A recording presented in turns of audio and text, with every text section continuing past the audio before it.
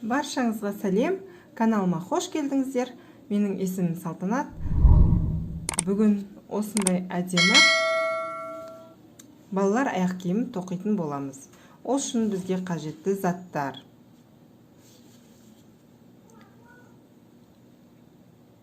суретті табан, жіп. Менің пайдаланған жібім Alize Diva Plus. Бұл жерде міне көрсеңіздер 100 грамда 220 метр. Түсі енді сәл ашықтау. Мен тоқитын жіптің өкінішке орай қағазын қалмапты. Және де крючок.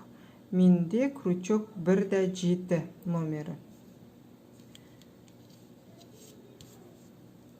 Жіптер маркердің орнына контрастты жіп пайдаланамын. Маркер және әшекей әдемілеу үшін осындай пайеткасы бар. Шетінде сеточка алдым.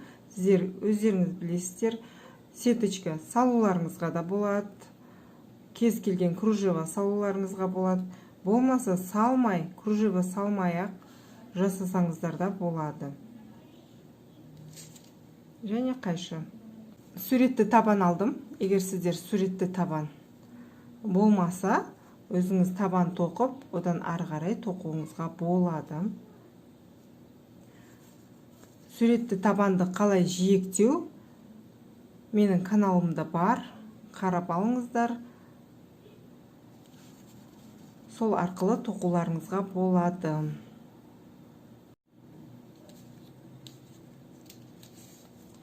Суретті табанды жиектегенде жоғары көтеретін жерді мен ортасынан бастап көрсеткенмін. Алдыңғы сабақта, жиектеу сабағында. Ал қазір бұл аяқ киімге мен өкшесінен бастадым. Өкшесінен бастап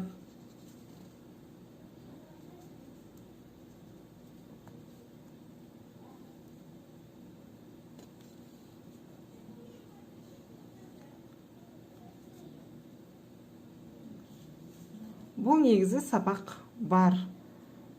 Менің каналымда қарауларыңызға болады. Бір айта кететін,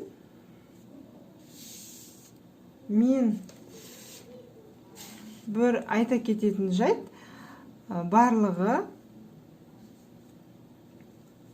82 көзше, 82 баған жасағанмын. Астындағы 3 тесіктен 3, үстіндегі 3 тесіктен 3, қалғандары симметриялы түрде тоқылады.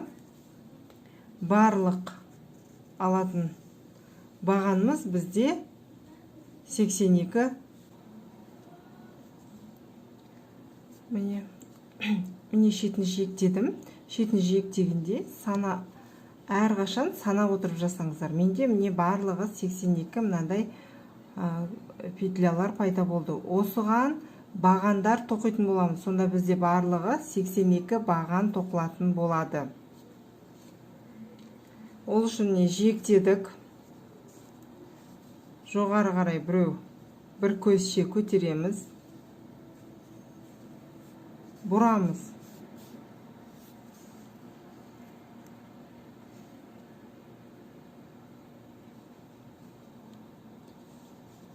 Біреу, тағы да екеу жоғары қарай көтереміз. Жоғары қарай 2 көзше көтердік. Не санаймыз?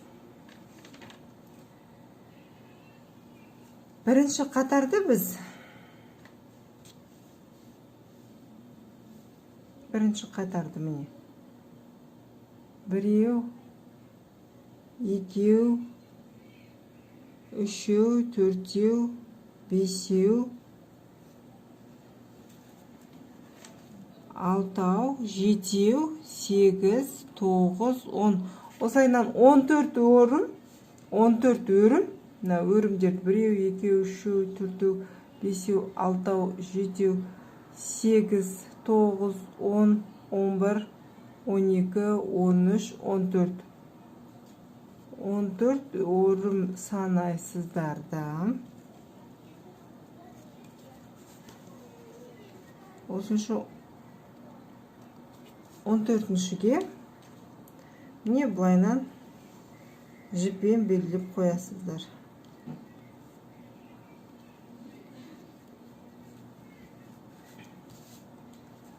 Тура солай оң жағынан да 14 санайсыздар, 14-шіні белгілеп қоясыздар. 1, 2, 3, 4, 5, 6, 7, 8, 9, 10, 11, 12, 13, 14. Не жерде?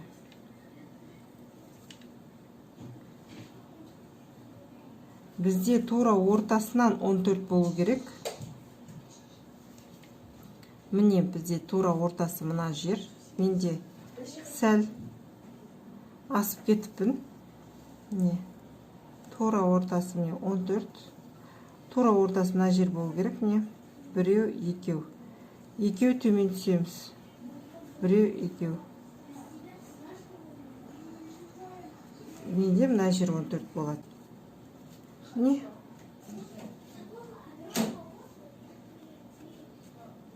Міне 14 болды. 1, 2, е? 2. Осы жерден бастап санаймыз. 1, 2. Міне қараңыздар, тура ортасы. Осы жерден бастап санаймыз. 1, 2, 3, 4, 5, 6, 7, 8, 9, 10, 11, 12, 13, 14. Не, 14. Сонымен міне тура ортасын табасыздар. Тура ортасынан оң жаққа 14, сол жаққа 14. Мынандай өрімді белгілеп қоясыздар. Санап тұрып міне жерден мынау жерге дейін 14. Өйткені мен бастаған жерім тура ортасы емес. Сондықтан 2. Сәл оңға түсіп, сонда 14 болады, 14 болады. Сіздер өздеріңіз бақылаңыздар, байқаңыздар. Сол санаған кезде оң жағы мен сол жағы симметриялы келе ма, түзу бола ма? Екеуі жаңа жоғары көтергенбіз. Біз 14-ті неге белгіледік? Осы 14 өрімге 14 баған, бір орамды 14 баған тоқимыз.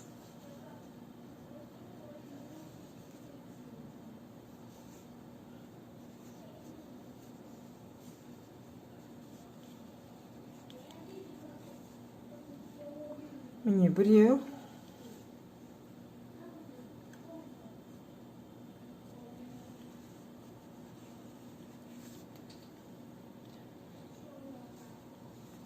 2.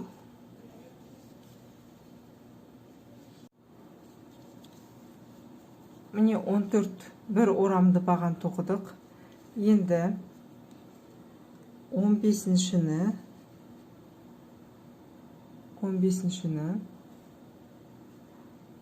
аламызда бірден бүкіл үшеуінен жұмыс жібін өткізіп жартылай орам жасадым. Енді қалғандарын орамсыз осылай міне бағандар тоқимыз.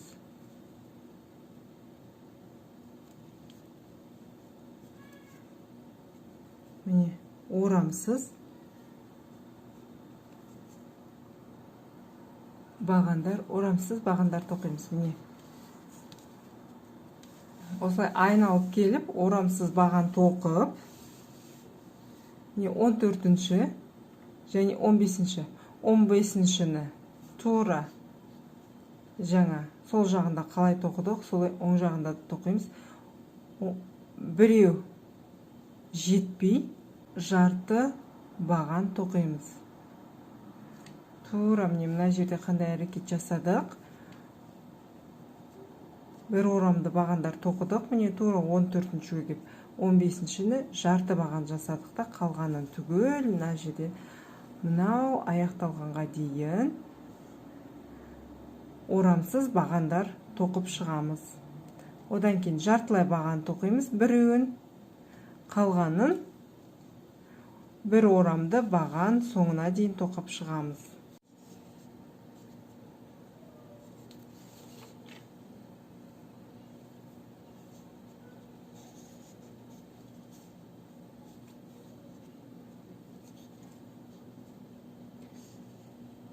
Белгілеген жерге міне біреу қалды.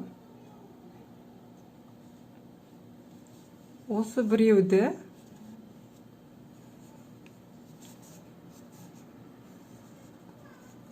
жарты баған ғып тоқимыз. Міне үшеуінен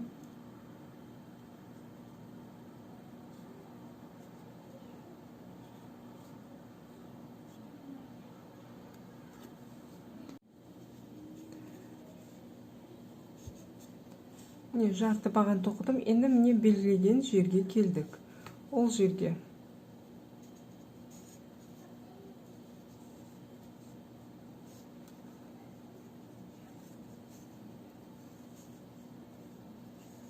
күршегімді өткізіп,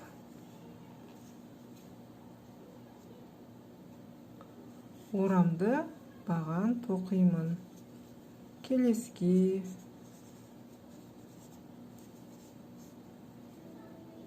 енгіземіз.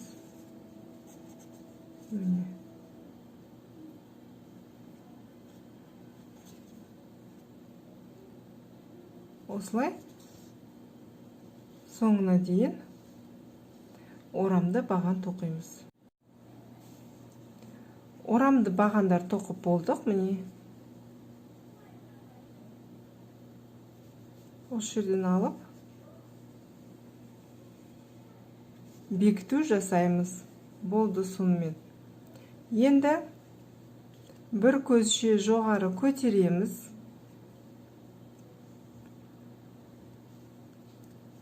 Орамсыз бағандар тоқимыз. Жай бағандар тоқып шығамыз. Айналдыра бағандар тоқимыз. Осы жерге келген кезде айналдыра тоқып шығамыз. Мына жерден біріктіреміз, бекіту жасаймыз. Солайынан 6 қатар, бір қатар, міне мынау бір қатар, 2 қатар, 3, 4, 5, 6 қатар орамсыз бағандар тоқып шығамыз. Соңғы бағандарға жетіп қалдық. Міне орамсыз бағандар тоқимыз.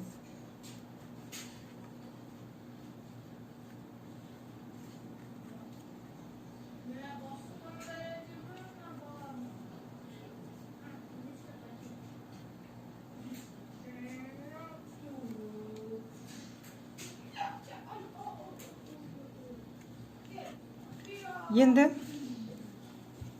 6 қатар тоқыдық, жоғары қарай көтердік. Енді бізге ортасындағы тура ортаны табу керек. Ол шыннан ұзартып қояйын. Міне тура орта.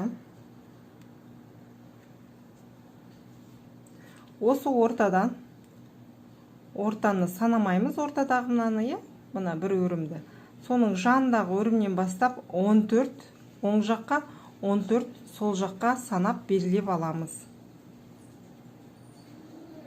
Менде міне біреу, екеу, үшеу, төртеу, бесеу, алтау, жетеу, 8, 9, 10, 11, 12, 13, 14, 14-не 14-тен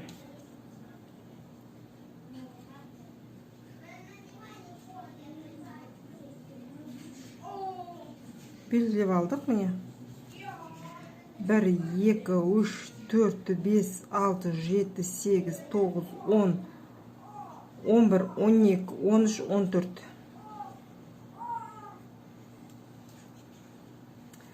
Бұл тура ортадағы жаңа тапқан, тура ортадан тапқанымыз міне мынау болса, мысалға, е, тура орта осы деп алсақ, бұл тура ортадағы саналмайды. Бұны санамаймыз, оны қалтырып кетеміз. Мен міне мынау текемін. Е, осыдан енді төмен қарай түсу керек болатынбыз. Енді бірнеше рет санау керек. Бұл тоқыма болғаннан кейін әрқашан санап отырып жасау керекпіз. Біреу, екеу, үшеу, төртеу, бесеу, алтау, жетеу, 8, 9, 10, 11, 12, 13 дейді. Мына жер қателеспін. Бір көше төмен түсіреміз.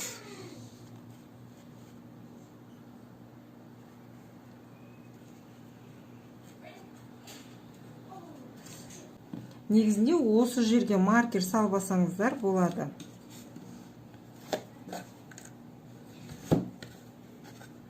Ортаны қайта-қайта санай шатысып қалмас үшін тура орта деп әзірге осылай белгілеп қойыңыздар. Тура ортасы. Бұл орта саналмайды. Осы ортаға дейін оң жақтан 14 санаймыз, сол жақтан 14. Біреу, екеу, үшеу, төртеу, бесеу, алтау, жетеу, 8, 9, 10, 11, 12, 13, 14. Міне 14. Қараңыздар. Осылайынан да қарап алыңыздар. Дәл келе ме? Енді осылай болды.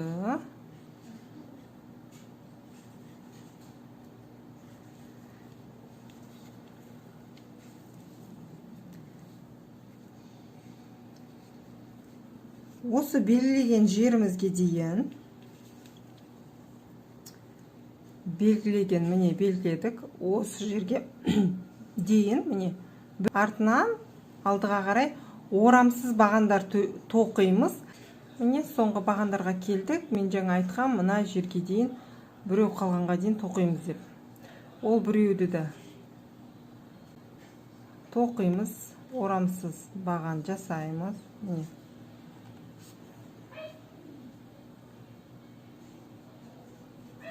орамсыз баған жасадық. Енді міне мына 14-ші ғой бізде. Осы жердерден қысқарту бастаймыз, қысқартуды. Оны қалай жасаймыз? Міне екі өрім ғой.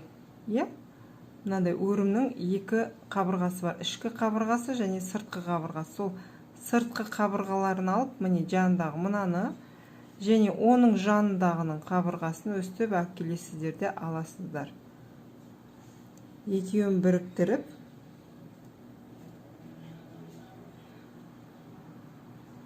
орамсыз баған тоқимыз.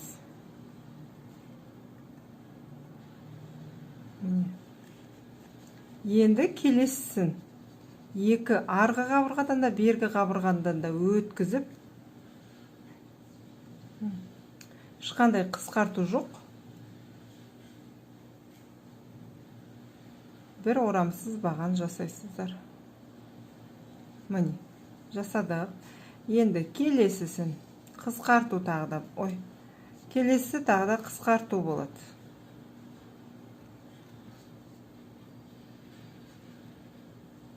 Міне, алдыңғы қабырғасы, оның жанындағының да алдыңғы қабырғасын алып, осылай шығарып аламыз да екеуін біріктіреміз. Міне. Енді келесісі тағы да екі өрімнен бірақ өткізіп, бұлайынан алып, бұл жерде қысқартпаймыз.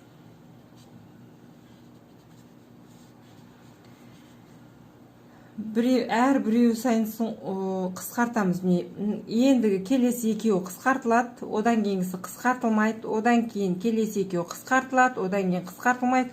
Осылай кезек-кезек қысқарту жасап отырамыз. Келесісі қысқарту жасалады.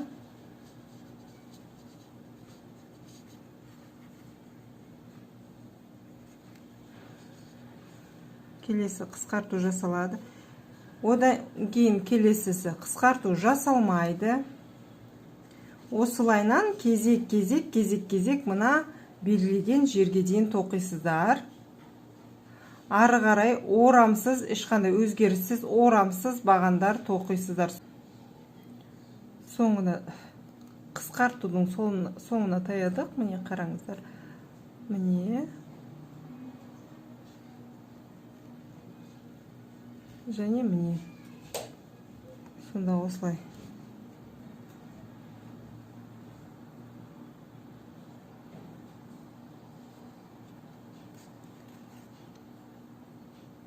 Қысқартулар жасаймыз. Соңғы қысқарту жасалды. Енді ары қарай жаңа айтқанымдай ешқандай қысқартусыз бір қалыпты орамсыз бағандар соңына дейін тоқимыз. Мына жерде біз міне қысқарту жасадық. Ары қарай соңына дейін тоқисыздар да осы жерге бекіту жасайсыздар. Міне 7-ші қатарды да қысқарту қатарын аяқтадық.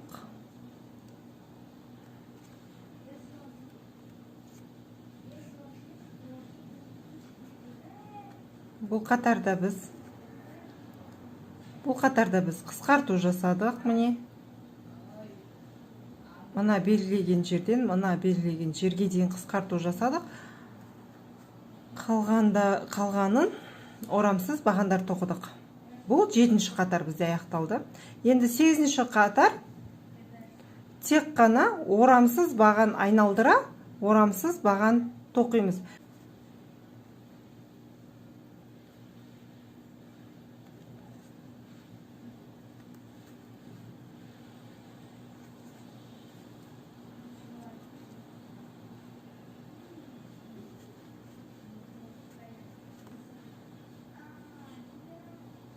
Айналдырып, соңына дейін тоқимыз.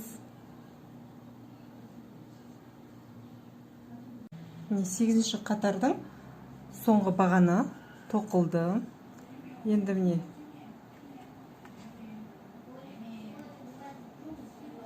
бекіту жасаймыз. Және де бір көзше жоғары іліп аламыз. Енді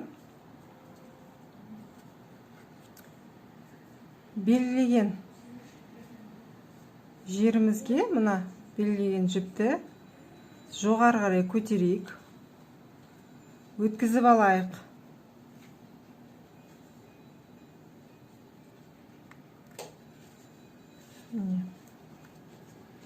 Екінші жағында қараңыздар, тура қай жерден өткізілген. Міне осы жерде.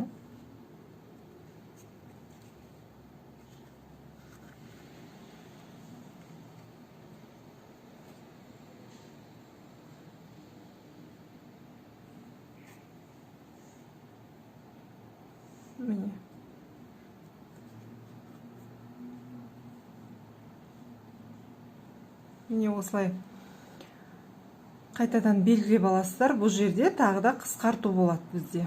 Осы жерге дейін, белгіленген жерге дейін тағы да орамсыз бағандар тоқып аламыз.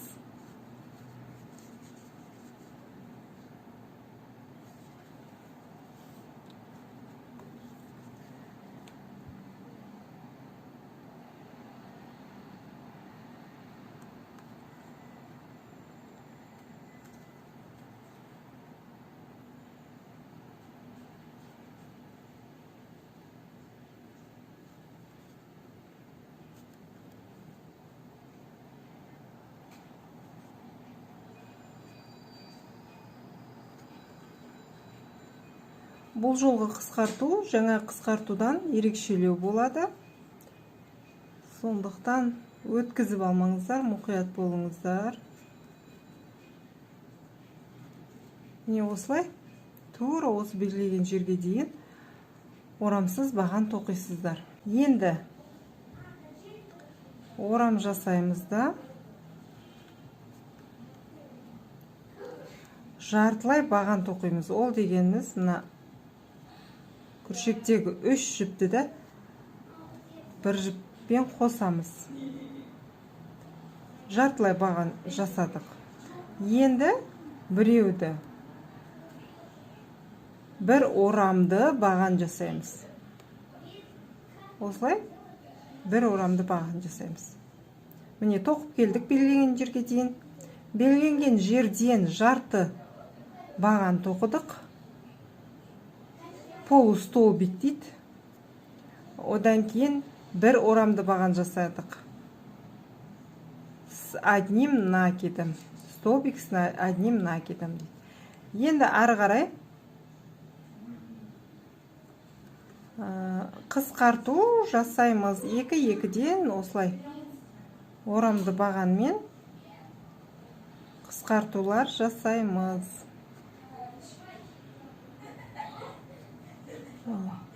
Өстіп, бірақ өткіземіз. Не бір айыр болып тұрады. Осылайнан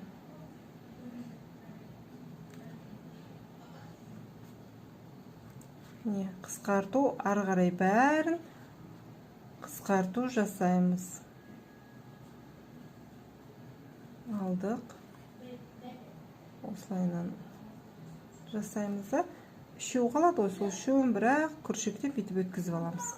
Тағы біреу көрсетейін бір рет, міне. Орамды баған жасаймыз, бірақ күршекте қалтырамыз. Соңына дейін тоқмаймыз.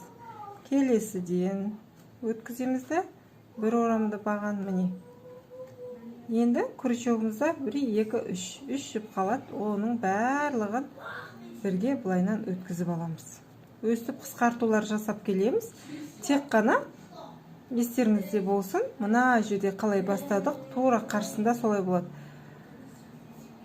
Осы жерге дейін қысқарту жасаймыз, екі-екіден. Содан кейін белгіленген жерге біреу қалғанда қысқартусыз бір орамды баған жасаймыз. Келесісін жарты баған тоқимыз.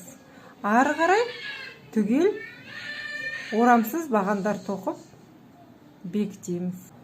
9-шы қатарды аяқтап жатырмын.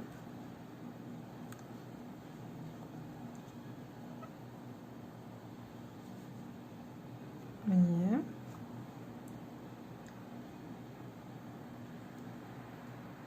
Осы жерден бекіту жасаймын.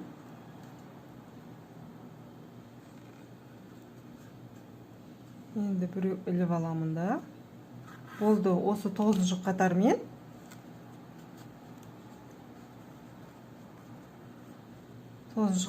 болдық, аяқтадық.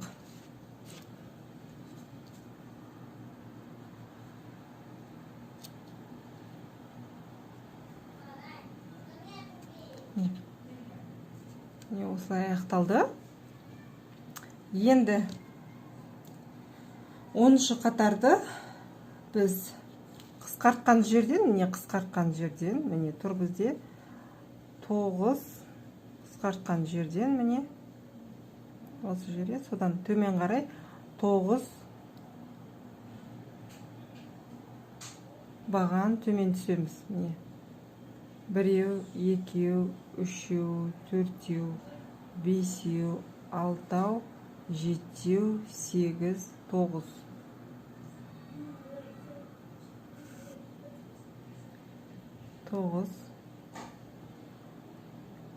Мынау жерден аламыз да.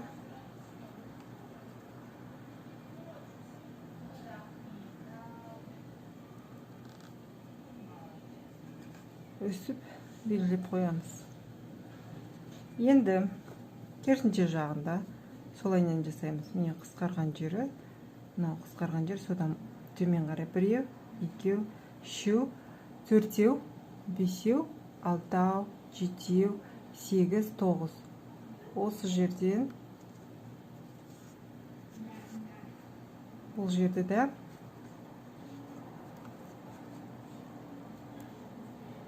осылай белгілеп қоямыз. Енді бау жасаймыз. Енді 10-шы қатарда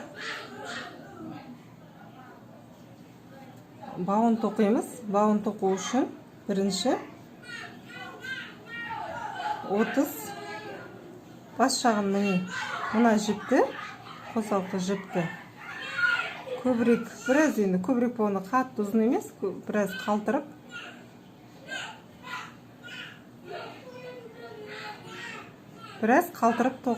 тоқимыз. Бау тоқу үшін бізге 30 воздушная петля дейді, 30 көзше аламыз. Мен 30 көзше тоқыдым. Менде бау дайын. Бауды дайындап қойған. Сондықтан сіздерге қазір басқа осы сияқты жіптің басқа түсінен тоқып көрсететін боламын. 30 өлшедік. Міне бірінші, екінші, үшіншіге орамды жасап, үшіншіден өткізіп, барлығын, бірақ осы күршіктегі жіптің барлығын бірақ осылай бір жіпке дізіп аламыз. Бұл жартылай баған. Сіздер оны білесіздер, мен алдыңғы видеоларымда бар. Білмесеңіздер, сол видеоны қарап көрулеріңізге болады. Міне жартылай баған.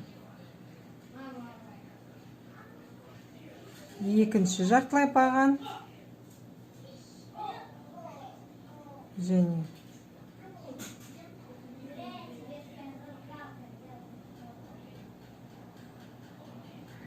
үшінші жартылай баған. Енді бір көзше, екі көзше тоқимызда. Мына жерден бір өрім, екі өрім қалтырамыз.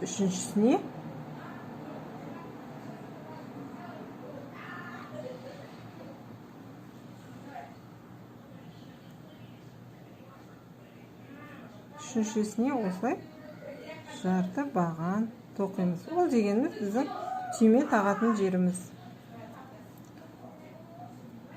Түймелеріңіз бар болса, түймелеріңізді өткізіп көріп алыңыздар тоқып жатқан кезде, тоқу барысында. Өйткені түймеңіз үлкен болып кетіп, тесттен өтпей жатпасын. Солайынан енді соңына дейін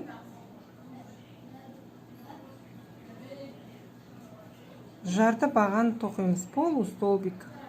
Мынау ең шеткі соңғы өрімге дейін тоқисыздар. Мен міне тоқып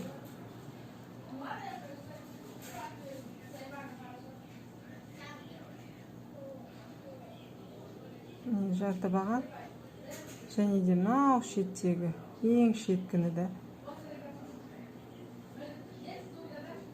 өткізіп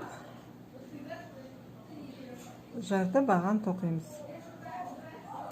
Осылай бау тоқылды. Енді ол бауды белгілеген жеріміз бар ғой. Содан біреу өтіп, белгілеген жер, содан біреу өтеміз. Сол жерге әкеп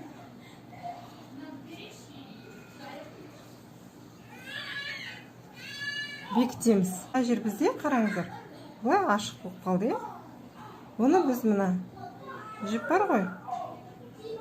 Осы жіпті аламыз да, белгілеген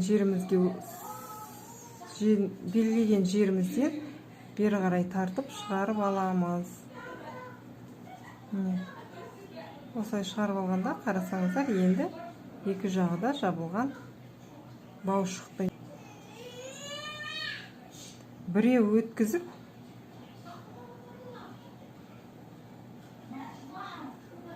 келесі бағанға осылай қарай, және де осылай орап,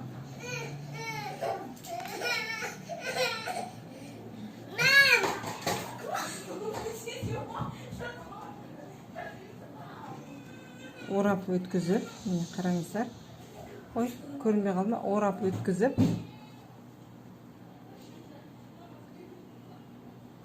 былайынан алып шығамыз. Байлап қоямыз ғой, байлаймыз. Енді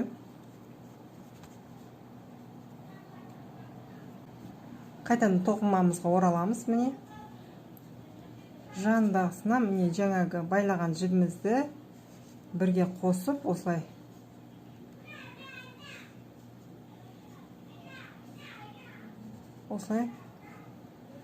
орамсыз бағандар тоқимыз. Мына жіпті міндетті түрде астынан алып бірге тоқып кетеміз. Мына жіпті, жаңа байлаған жіпті, міне. Сонда мынандай бауымыз осылай болып шығады. Келген жерімізге дейін орамсыз баған тоқимыз да, сонымен жиектеу жасаймыз. Міне мына сияқты. Бүкіл жерді, міне бүкіл мына жақтан, мына жерден бәр жерін жиектейміз. Белгілеген жерге дейін міне соңғы бағандарын тоқып жатырмыз. Міне.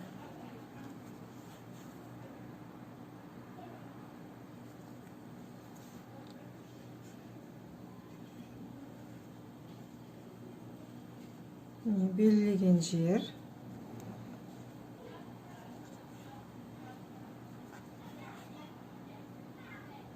Міне. Енді біз мына жерден жасап аламыз. Мына одан кейінгі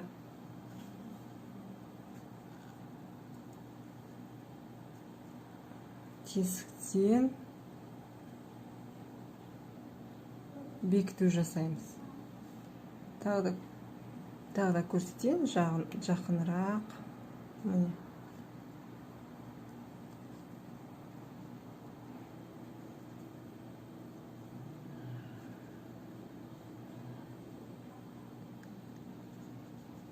Бұл жіп енді бізге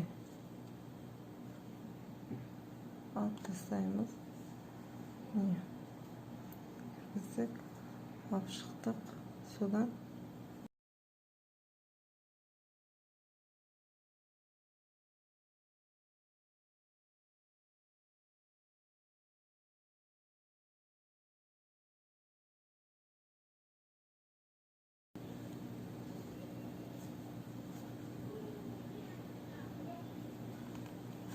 өстіп өткізіп отырып, міне мына жерде қараңыздар, міне мынандай шетін жүргізілген. Міне осымен өстіп жиектеп шығамыз, әдемі болу үшін. Міне жиектелген, бәр жерінде жиектелген. Осылайнан жиектеп айналдыра болды. Мына жіптерді алып тастамай қойыңыздар, өйткені мына үстіндегісін жапсырамыз ғой, сол кезде қисық болмас үшін. Бұл да белгілер ретінде тұра берсін сіздерде. Болған тиіспеңіздер бұл жіптерге. Осылайнан айналдырып, жиектеп келіп, айналдырып мына баудың бойымен де өстіп жиектейміз. Міне мына жақ шетін. Міне көріп тұрсыздар ғой.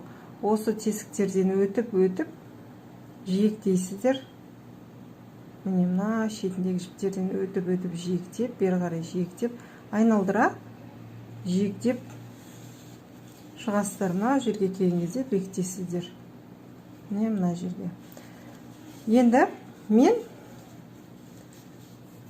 оң жағынан бауды қалай жасаған жаңа көрсеттім. Енді сол жағынан қалайын жасайсыздар. Бұны жасау үшін мынау бау жоқ деп ойлайық. Бұл бау жоқ деп ойлайық. Мына белгілеген жерден бастап орамсыз баған тоқисыздар. Орамсыз баған тоқып келесіздер. Орамсыз баған мынау соңына дейін тоқисыздар. Мына жердегі белгіленген жерге дейін. Осы жерге келесіздер де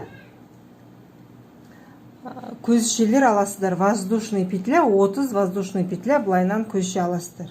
Ол деген сіздерде міне осы жерге келесіздер, осы жерден воздушный петля аласыздар.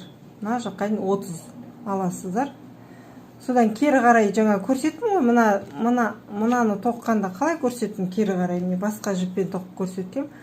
Кері қарай қалай тоқисыздар. Мына соңына жетесіздер, міне воздушный петлялар бүйтіп мына жерден тұрады.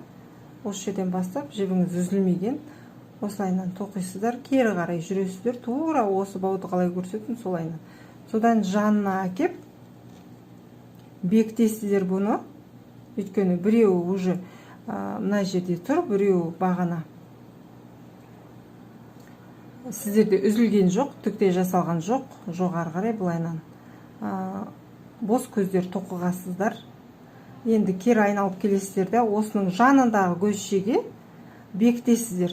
Содан кейін бекітіп алған жіптеріңізбен ары қарай осындай жиектеу жүргізіп алып кетесіздер. Айналдыра жиектеп шығасыздар.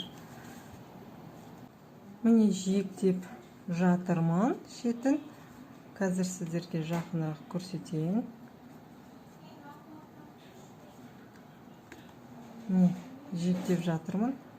Және де мына жерге қараңыздар. Міне көрініп тұр. Белгіленгеннен кейінгі жер бар ғой, сол жерден кіргіземіз. Осылайынан жіпті алып шығамыз. Бұрамыз тоқымамызды. Міне ең бірінші тұр ғой, міне өрім. Өрім. Осы жерден, бұл жерде қатты екен, кіргізіп, міне бірден алып шығамыз.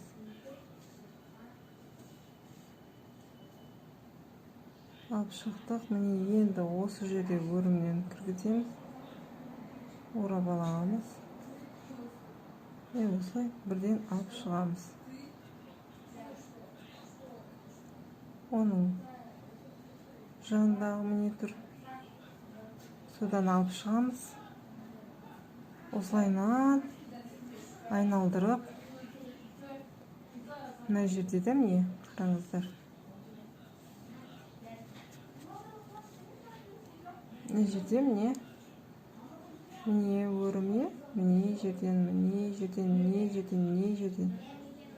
мына жерден өстіп айналдыра тоқып шығасыздар. Артқы жағын жиектеген кезде сәл қаттырақ тартып жиектеулеріңізге болады. Өйткені арты бос болып қалмас үшін, баланың аяғынан түсіп қалмайтындай, осылай тартыңқы болып тұру үшін, артына келгенде қатты жіптеріңізді, мына жіпті қатты тартып жиектеуге болады.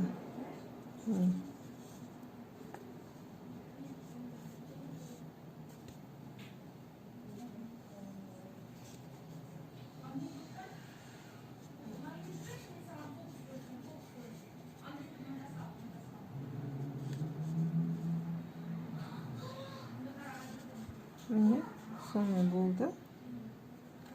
Өстіп аламыз да, жібімізді қиямыз, аламыз.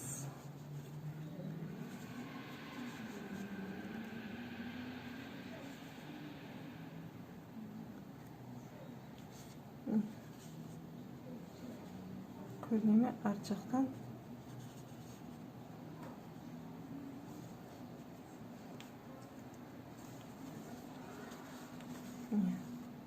Осылай арт жағына өткізіп аламыз.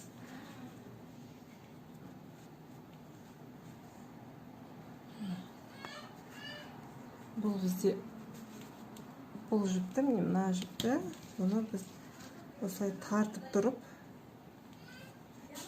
қиямыз.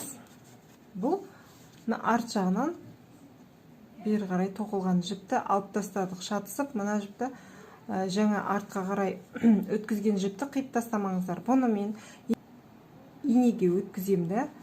Содан мыналардың арасына өткізіп, бұлай. Содан кейін барып қиям, жасырып қоям. Сонымен не бізде осындай бау бар. Мынандай бау бар. Әдемі аяқ киімге ұқсап қалды, е? Келесі видеода біз енді үстін тоқуды үйренетін боламыз. Және де тігуді мына желбірегімен. Бұл желбіректің